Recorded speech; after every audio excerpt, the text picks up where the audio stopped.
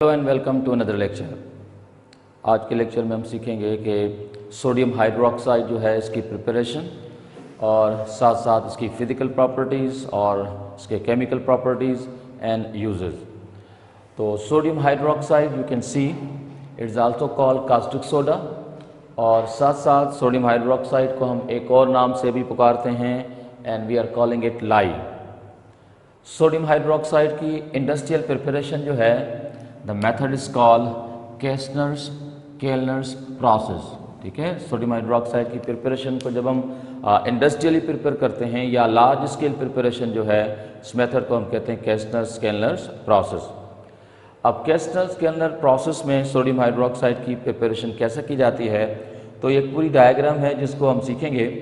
तो आप देख सकते हैं कि इस पूरी डायग्राम के दो पार्ट हैं। एक जो अपर पार्ट है इसको हम कहते हैं इलेक्ट्रोलाइटिक सेल, ठीक है, इलेक्ट्रोलाइटिक सेल।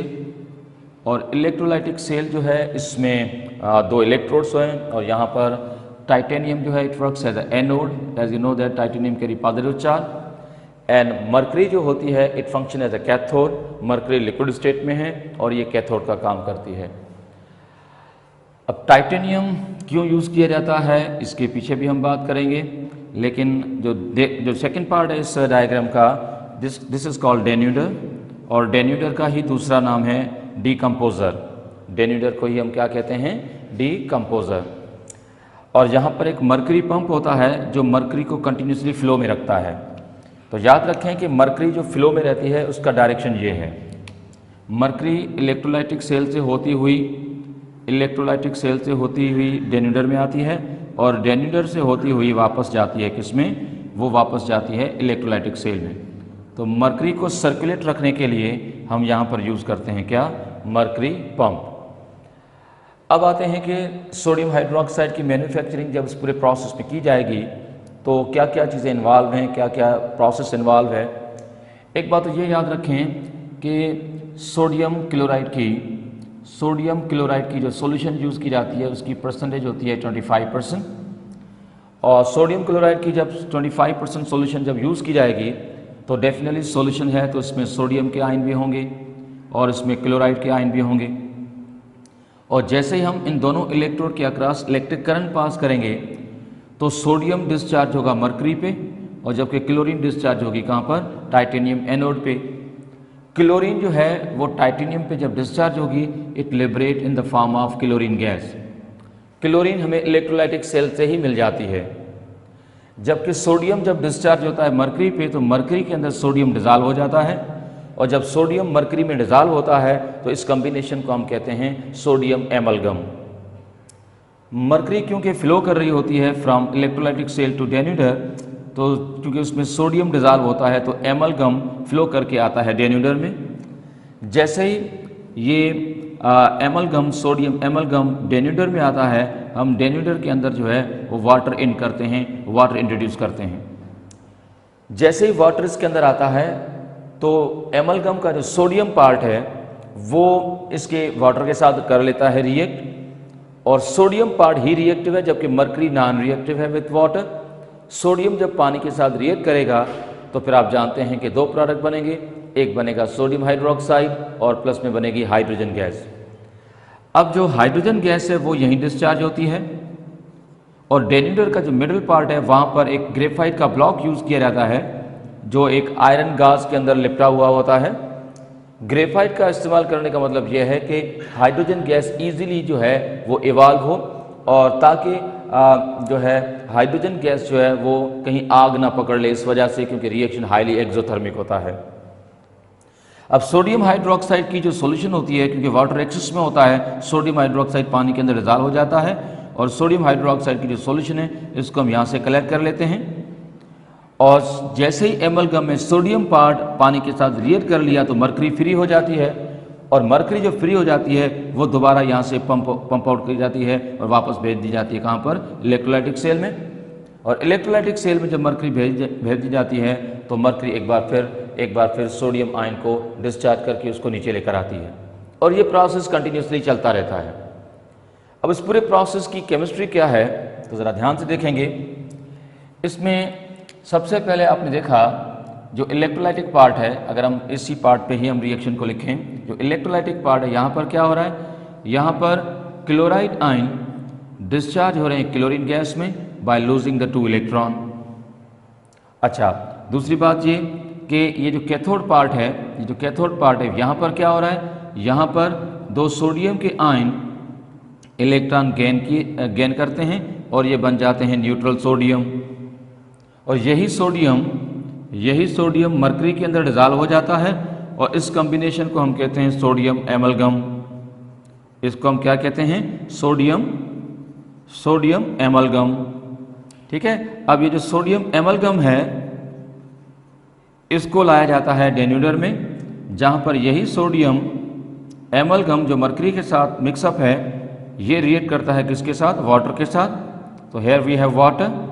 इन दोनों की कॉम्बिनेशन से जो प्रोडक्ट बनते हैं इनमें एक बनता है सोडियम हाइड्रोक्साइड, प्लस में हमें मिलती है हाइड्रोजन गैस, और ये मरकरी है जो कि यहाँ पर इस रिएक्शन के दौरान क्या हो जाती है, फ्री हो जाती है, जिसको हम कंटिन्यूसली क्या करते हैं, सर्कुलेट करते हैं। तो याद रखें कि जो लास्ट रिएक्शन जो आपने देखा, this reaction is highly exothermic, और इस रिएक्शन के लिए डेल्टा एच की वैल्यू नेगेटिव है, हीट बहुत ज़्यादा इवॉल्व होती है। तो मरकरी जो होती है वो हीटअप हो जाती है, हालांकि लिक्विड स्टेट में है, पर क्योंकि हाई टेम्परेचर पे मरकरी जो है वो जब हीटअप हो जाती है तो उसके एवापोरेट होने के बहुत ज़्यादा चांसेस होते हैं, और जब मरकरी एवापोरेट होने लगती है तो फिर ये जो सिस्टम से आउट हो जाती है और ये पोल्यूशन काजिंग भी है, जिसको हम आगे डिस्कस करेंगे इस मेथड के जो डिसएडवांटेजेस हैं। बहरहाल सोडियम हाइड्रोक्साइड की प्रिपरेशन क्या है ये अब आपके सामने है। अब आते हैं कि इस पूरे प्रोसेस में जब सोडियम हाइड्रोक्साइड बन गया, आप देखना यह है कि सोडियम हाइड्रोक्साइड जो है इसकी फिजिकल प्रॉपर्टीज़ क्या हैं और फिर इसकी केमिकल प्रॉपर्टीज़ क्या हैं। तो सोडियम हाइड्रोक्साइड की जो फिजिकल प्रॉपर्टीज़ हैं, ठीक है, इसकी जो फिजिकल प्रॉपर्टीज़ हैं, इसमें सबसे पहली पॉइंट तो ये कि सोडियम हाइड्रोक्साइड जो है ये ट्रांसल्यूसेंट है। सोडियम हाइड्रोक्साइड क्या है, ये ट्रांसल्यूसेंट है। ट्रांसल्यूसेंट का मतलब है कि सेमी ट्रांसपेरेंट। ठीक है, ट्रांसल्यूसेंट का मतलब क्या है, ये सेमी ट्रांसपेरेंट सॉलिड है। ठीक, नंबर 1। दूसरी पॉइंट ये है कि it is deliquescent. It is deliquescent. Deliquescent का मतलब है कि सॉलिड दैट एब्जॉर्ब मॉइस्चर, ठीक है, that absorb solid that absorbs moisture and dissolve into it to form solution। इन ऐसा प्रोसेस जिसमें सॉलिड एटमॉस्फेयर से अच्छी खासी अमाउंट में मॉइस्चर को एब्जॉर्ब कर ले और उसके अंदर डिजॉल्व होकर सॉल्यूशन में कन्वर्ट हो जाए, दिस प्रॉपर्टी इज कॉल्ड डेलिक्वेशन। तो सोडियम हाइड्रोक्साइड ट्रांसल्यूसेंट भी है, सोडियम हाइड्रोक्साइड डेलिक्वेशन भी है। सोडियम हाइड्रोक्साइड जो है इसकी मेल्टिंग पॉइंट ये है 322 डिग्री सेल्सियस। पर एक पॉइंट ये भी याद रखनी है कि इट आल्सो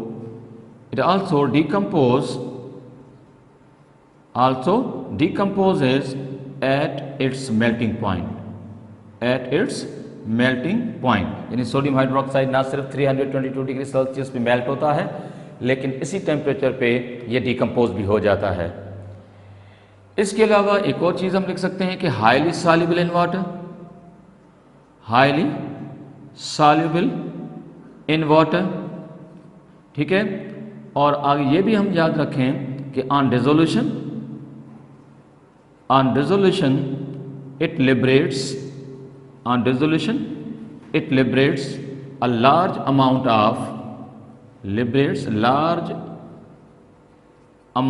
of heat। ठीक है, तो जो सोडियम हाइड्रोक्साइड के डिजॉल्व करने से जो हीट इवॉल्व होती है इसको आप हीट ऑफ सॉल्यूशन भी कह सकते हैं, या फिर आप ये भी कह सकते हैं कि प्रोसेस के दौरान क्योंकि सॉल्वेंट के साथ इंटरेक्शन होती है तो उस दौरान डेफिनेटली हीट जो है उसको क्या होना है, जो है वो इवॉल्व होना है। ये बात भी आपके नॉलेज में रहे कि किसी भी एसिड को या बेस को पानी में डिजॉल्व करेंगे तो हमेशा हीट एनर्जी जो है वो क्या हुआ करती है, वो जो है इवॉल्व हुआ करती है। अब आते हैं कि सोडियम हाइड्रोक्साइड जो है इसकी केमिकल प्रॉपर्टीज। सोडियम हाइड्रोक्साइड जो है इसकी केमिकल प्रॉपर्टीज। केमिकल प्रॉपर्टीज मतलब रिएक्शन। अब सोडियम हाइड्रोक्साइड की जो केमिकल प्रॉपर्टीज हैं उनमें सबसे पहली पॉइंट कि when heated with ammonium salt it liberates ammonia gas। जब भी हम किसी भी बेस को किसी भी अमोनियम साल्ट के साथ हीट करेंगे तो हमेशा अमोनिया गैस लिबरेट होगी। ये बात आपको प्रीवियस लेक्चर से भी आपको बताई गई है। अब यहाँ पर सपोज कर लेते हैं कि अमोनियम साल्ट है, अमोनियम क्लोराइड। अगर इसको सोडियम हाइड्रोक्साइड के साथ थोड़ा सा हीट करेंगे तो सोडियम पार्ट क्लोरीन के साथ बनाएगा sodium chloride. OH group ammonium ion जो है उसमें से हाइड्रोजन को पिक करके बनाएगा वाटर, और साथ साथ में जो गैस बनेगी वो कौन सी बनेगी? Ammonia gas. तो मेरे ख्याल में पहली पॉइंट क्लियर है, नंबर 1।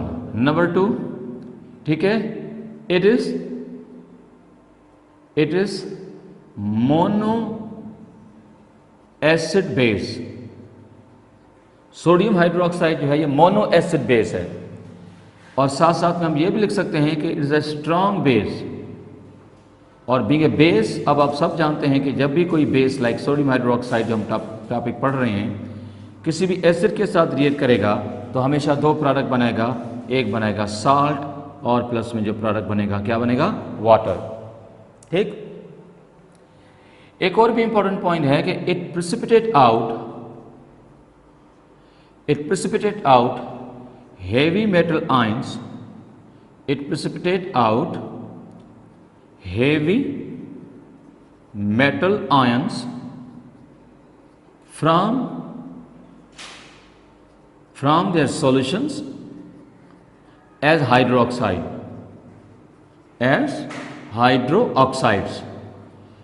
अब इस जुमले का मतलब क्या है? अगर फर्ज करो कि हमारे पास कोई भी हेवी मेटल आयन जो है उसकी सॉल्यूशन है। अब हेवी मेटल आयन की सॉल्यूशन इसका मतलब है कि कोई भी ऐसा कंपाउंड है जो पानी में डिसॉल्व पड़ा है और उस कंपाउंड में जो कैटायनिक पार्ट है वो कोई भी हैवी मेटल है, वो सॉल्यूशन फॉर्म में है, डिसॉल्व स्टेट में है। अगर उसको सोडियम हाइड्रोक्साइड के साथ रिएक्ट करेंगे तो मेटेलिक पार्ट उस कंपाउंड का बेस के OH आयन के साथ रिएक्ट कर लेगा और वो कन्वर्ट हो जाएगा हाइड्रोक्साइड में, और जैसे ही वो हाइड्रोक्साइड में कन्वर्ट होगा तो उसकी सॉल्युबिलिटी क्योंकि कम होती है तो वो प्रेसिपिटेट हो जाएगा। दिस प्रॉपर्टी इस फॉर द सोडियम हाइड्रोक्साइड की इसकी एक एबिलिटी है कि वो हेवी मेटल आयन को उनकी सॉल्यूशन से प्रेसिपिटेट करवाता है। जब ये प्रेसिपिटेट करवाता है तो प्रेसिपिटेट हमेशा हाइड्रोक्साइड की फॉर्म में होती है। एक एग्जांपल लेते हैं। फॉर एग्जांपल अगर मैं आपसे कहूं कि एक हेवी मेटल जो है वो है फेरिक क्लोराइड। अब फेरिक क्लोराइड पानी में सॉल्युबल है तो हमने लिख दिया AQ। अगर हम इसको सोडियम हाइड्रोक्साइड की सॉल्यूशन के साथ रिएक्ट करें तो फिर सोडियम हाइड्रोक्साइड जो है वो क्या करेगा? इसके साथ करेगा रिएक्ट। अगर आप सपोज ये भी मान लें कि सोडियम हाइड्रोक्साइड जो है इसकी भी aqueous सॉल्यूशन है, इसके साथ करने जा रहा है ये रिएक्ट, तो फिर आप जानते हैं कि आयरन पार्ट जो है ये 3 पॉजिटिव आयन है, जबकि क्लोराइड आयन की चार्ज है वो 1 नेगेटिव। ऐसे 3 क्लोराइड आयन है। सोडियम पे चार्ज जो है वो 1 पॉजिटिव है और OH पे 1 नेगेटिव है। तो आयरन पार्ट जो है वो OH के साथ रिएक्ट करेगा तो बनेगा फेरिक हाइड्रोक्साइड, और प्लस में हमें मिलेगा सोडियम क्लोराइड। फेरिक हाइड्रोक्साइड जो है it appears in the form of precipitate, a dark brown colour precipitate. जबकि सोडियम पार्ट जब क्लोरीन के साथ रिएक्ट करेगा ये सॉल्यूशन के अंदर सॉल्यूशन फॉर्म में पड़ा होगा, सॉल्युबल फॉर्म में पड़ा होगा। तो हमने देखा कि फेरिक क्लोराइड जो कि सॉल्यूशन में था, फेरिक क्लोराइड जो कि सॉल्यूशन में था, जब इसने सोडियम हाइड्रोक्साइड के साथ रिएक्ट किया तो फेरिक हाइड्रोक्साइड की सूरत में प्रेसिपिटेट बनी, जबकि सोडियम क्लोराइड जो इसके साथ बना है वो अभी तक सॉल्यूशन में है। तो प्रेसिपिटेट जो है वो हेवी मेटल आयन की है, और हेवी मेटल आयन को प्रेसिपिटेट करवाया किसने? सोडियम हाइड्रोक्साइड ने। सिमिलरली अगर हम एक और ऑप्शन पे जाएं, जैसे कि जिंक है, जिंक क्लोराइड एक सॉल्युबल कंपाउंड है पानी में, इसकी aqueous सॉल्यूशन है। अगर इसको सोडियम हाइड्रोक्साइड के साथ रिएक्ट करेंगे, इसकी भी aqueous सॉल्यूशन है, दोनों सॉल्यूशन को मिक्सअप करते हैं। जैसे ही दोनों सॉल्यूशन को मिक्सअप करेंगे तो एक वाइट कलर की प्रेसिपिटेट अपीयर होगी। जो वाइट कलर की प्रेसिपिटेट अपीयर होगी that will be the zinc hydroxide. Now this the white colour precipitate of zinc hydroxide, और इसके साथ बनेगा सोडियम क्लोराइड जो कि सॉल्यूशन फॉर्म में रहेगा, इसकी प्रेसिपिटेट नहीं होगी। तो हमने देखा कि जिंक जो था वो सॉल्युबल से क्या हुआ, इनसॉल्युबल। इस केस में जो जिंक आयन सॉल्यूशन में थे वो डाई पॉजिटिव थे और वो OH आयन के साथ रिएक्ट किए बेस के और इस तरह से बन गया जिंक हाइड्रोक्साइड। लेकिन एक बात याद रखें कि जब हम जिंक क्लोराइड की सॉल्यूशन में सोडियम हाइड्रोक्साइड ऐड करेंगे तो सबसे पहले व्हाइट कलर की प्रेसिपिटेट तो बनेगी। वो जो व्हाइट कलर की प्रेसिपिटेट बनी है, अगर उसमें सोडियम हाइड्रोक्साइड एक्सेस में डालते जाएं तो एक ऐसा टाइम आएगा जब प्रेसिपिटेट दोबारा जो है वो डिसअपियर हो जाएगी। प्रेसिपिटेट का डिसअपियर होना जिस वजह से है वो एक अलग रिएक्शन है, तो चलो उस पर बात कर लेते हैं। ये तो आप जानते हैं कि जिंक हाइड्रोक्साइड जो है ये एक प्रेसिपिटेट की फॉर्म में अवेलेबल है। अब सोडियम हाइड्रोक्साइड इसके साथ एक्सेस में रिएक्ट कर रहा है। जब सोडियम हाइड्रोक्साइड की सॉल्यूशन एक्सेस के साथ रिएक्ट करेगी, एक्सेस अमाउंट में ली जाएगी, तो ऐसी सूरत में एक कॉम्प्लेक्स बनता है जिसकी कंपोजिशन यूं है। ठीक है, अब ये कॉम्प्लेक्स जो है इस कॉम्प्लेक्स का नाम है सोडियम टेट्राहाइड्रोक्सो जिंकेट 2। ठीक है, सोडियम टेट्राहाइड्रोक्सो जिंकेट 2। अब ये जो कॉम्प्लेक्स बना है ये पानी में डिजॉल्व हो जाता है, तभी हमने यहाँ पर लिखा है AQ। इसके सोडियम आयन अलग हो जाते हैं, इसका बाकी जो नेगेटिव आयन है ये अलग हो जाता है, क्योंकि यहाँ पर 2 सोडियम है तो उसको हम ट्वाइस कर लेते हैं। So these are the few reactions of sodium hydroxide. अब चलते हैं कि सोडियम हाइड्रोक्साइड जो है इसके यूजेस क्या हैं। सोडियम हाइड्रोक्साइड के जो यूजेस हैं उसकी लिस्ट थोड़ी सी है, तो ज़रा ध्यान से सुनेंगे। अब हम यूजेस पे बात कर लेते हैं। सोडियम हाइड्रोक्साइड के जो यूजेस हैं उसमें एक तो ये है कि it is use for the preparation of soap. ठीक है, और ये ब्लीचिंग एजेंट है। सोडियम हाइड्रोक्साइड क्या है, ब्लीचिंग एजेंट है। जैसे कॉटन है, लाइनन है, इस तरह की चीज़ों को ये ब्लीच भी करता है। इवन वुड पल्प को भी ब्लीच करने के लिए हम इसको इस्तेमाल करते हैं। सोडियम हाइड्रोक्साइड जो है ये इस्तेमाल होता है for the purification of bauxite. ये आप पढ़ेंगे चैप्टर नंबर 4 में कि हम बॉक्साइट की जब प्यूरिफिकेशन करते हैं तो उसमें भी हम सोडियम हाइड्रोक्साइड का इस्तेमाल करते हैं। शायद आपको याद होगा 3 मेथड हैं, Hall's method, Baeyer's method and Serpeck's method. Baeyer's method में हम 45% सॉल्यूशन यूज करते हैं सोडियम हाइड्रोक्साइड की for the purification of bauxite. इसके अलावा सोडियम हाइड्रोक्साइड जो है इससे डिफरेंट सब्सटेंसेस भी बनते हैं, जैसे फास्फीन गैस बनती है। ठीक है, फास्फीन गैस भी बनाते हैं जो कि PH3 है। फास्फीन जिसका फार्मूला क्या है, PH3। इसके अलावा सोडियम हाइड्रोक्साइड का हम इस्तेमाल करते हैं for the mercerisation of cotton. अब मर्सराइजेशन एक प्रोसेस है जिसमें कॉटन जो होता है उसके थ्रेड को पॉलिश किया जाता है ताकि उससे कपड़ा जो है वो बनाया जाए। तो कॉटन की मर्सराइजेशन में भी हम सोडियम हाइड्रोक्साइड को इस्तेमाल करते हैं। तो ये है आपका टॉपिक सोडियम हाइड्रोक्साइड। अब हम डिस्कस करेंगे एक नए टॉपिक को जो होगा सेकेंड ग्रुप के एलिमेंट, जिसमें मैग्नीशियम के कंपाउंड हैं जैसे कि इप्सम साल्ट, और सेकेंड ग्रुप में एक सेकेंड एलिमेंट है कैल्शियम और जैसे कि gypsum salt. That's it for now. Thank you. Allah.